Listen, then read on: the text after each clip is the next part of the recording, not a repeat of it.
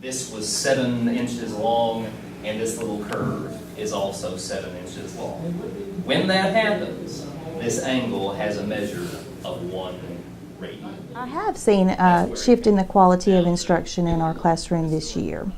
Our teachers are doing an excellent job with the rubric. Like I said, they are constantly trying to improve their practice. They want to be good teachers. I love the time that I get to spend with the teachers in pre and post conferences. It's not that often that we're able to sit down and talk about something that's as important as instruction. And hope that what we will accomplish is the development of teachers on a professional level that is going to ultimately increase student achievement.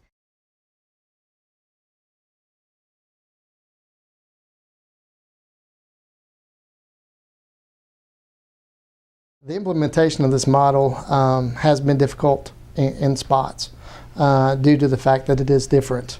We went from a 1 in 5 type of a model to everybody. Last year was my first year as principal, and my days weren't long enough then, and I knew going into this was going to make them even longer. As far as dealing with time, I've done my best to schedule all of the observations. We know which days they're supposed to happen on. We have a plan for when we can't get them on the day they're scheduled.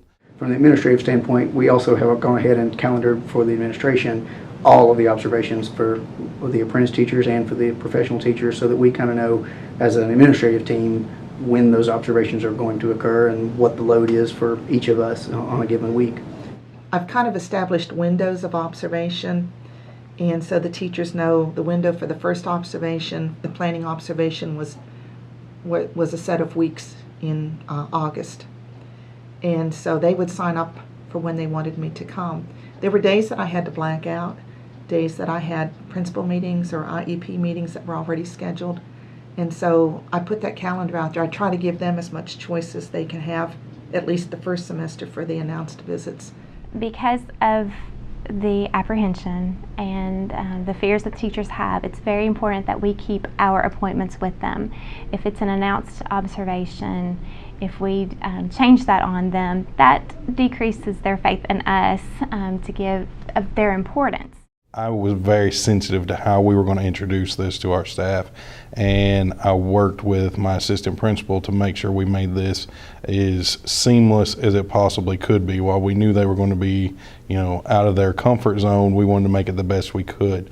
So we really focused on communication here. We have staff development days once a month where we sit down and talk about how is the system working for you, give us some feedback, tell us some things that we can do to help you, what are some staff developments that we need to provide for you.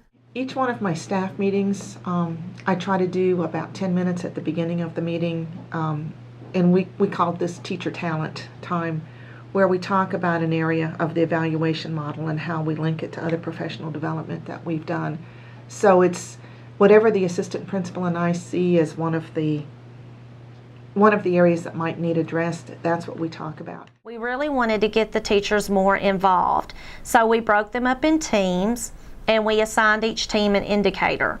And each team took an indicator, but they also had a copy of the old evaluation model.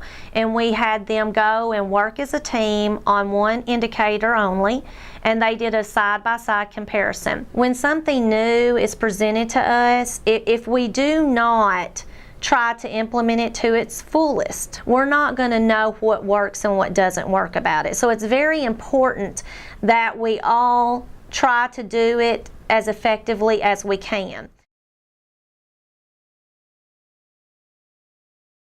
There is going to be an increase in student achievement. Just some change in teaching strategies and more focus on higher order thinking, projects, and activities. The problem solving and the higher order thinking is crucial for student growth. Instead of teaching a textbook, we're looking at teaching learning goals, and we're looking at measuring the goals. So I think the teachers are taking more ownership. They're not just being textbook teachers now. They're being more creative. They're looking for ways to increase student engagement, involve the technology. This provides us a framework, and it defines what good teaching is. It gives us the groundwork to go in and talk with teachers about what we're seeing and what we're not seeing. I know it takes a lot of time. I'm hoping that the time, somehow the time issue gets adjusted between now and next year. We have to be able to truly measure how effective our teachers are, not to penalize them if they're not effective, but to identify the areas where we can best help our teachers and then in turn help our kids.